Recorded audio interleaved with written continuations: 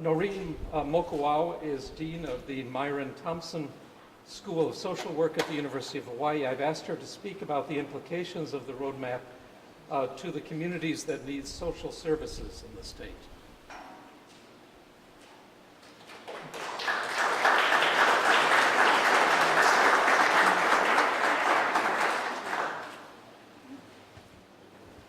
Governor Abercrombie, distinguished guests, aloha mai. Ho'opo mai kai. Congratulations on the launching of the Hawaii Language Roadmap Initiative. This has been a day long in coming, and it's a day which forecasts excitement and work yet to happen. You know, the Hawaii Language Roadmap Initiative is about needs and credible solutions.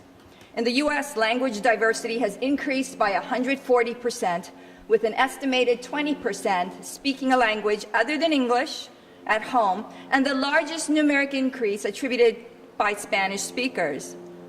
In Hawaii, we know that approximately 25% of our population speaks a language other than English at home, with high census languages including Tagalog, Japanese, Ilocano, Chinese, Spanish, Korean, and Hawaiian.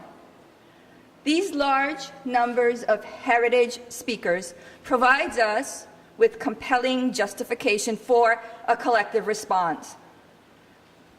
Social work needs to be a part of that collective response.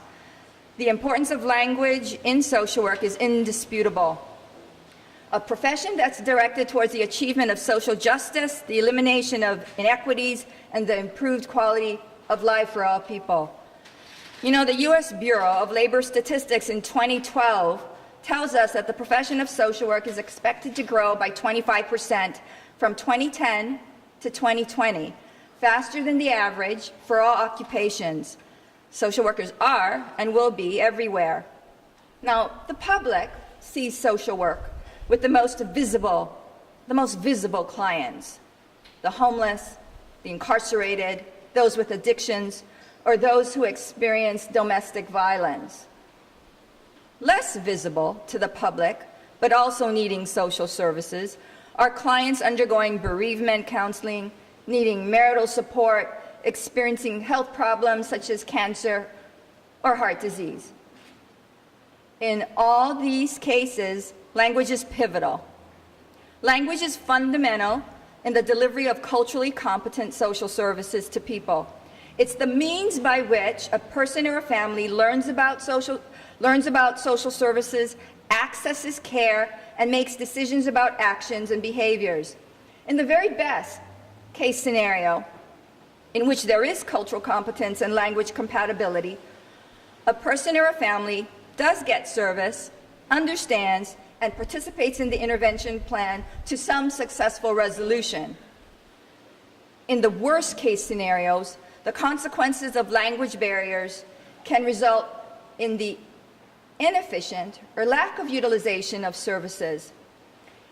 You know, there are some studies that even suggest that language barriers can lead to cases of mortality. For example, there's research data that tells us that Asian Americans with brain injuries disproportionately experience mortality in national inpatient hospitalizations. The horrifying suggestion in this stream of research is that language barriers and acculturation precluded best care and maybe contributed to death. In the Myron B. Thompson School of Social Work, we emphasize strategic priorities of being a Hawaiian place of learning and global social justice. And in this manner, we take great care in training our social workers to be culturally competent and to understand that language, along with other variables such as age, gender, ethnicity, sexual orientation, and religion, must be addressed in designing and delivering services. In our school, we have faculty who are fluent in Chinese, Korean, Maori, and Samoan.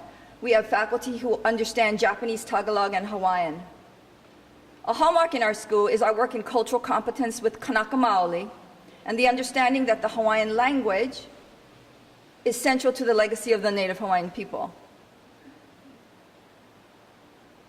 For all that we do, we know that it's not enough.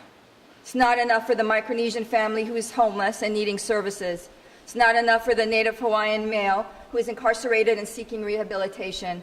It's not enough for the newly arrived Chinese woman who's needing health care related to her diagnosis of cancer. Training the workforce to deal with health and social issues in society will require very, very strong partnerships.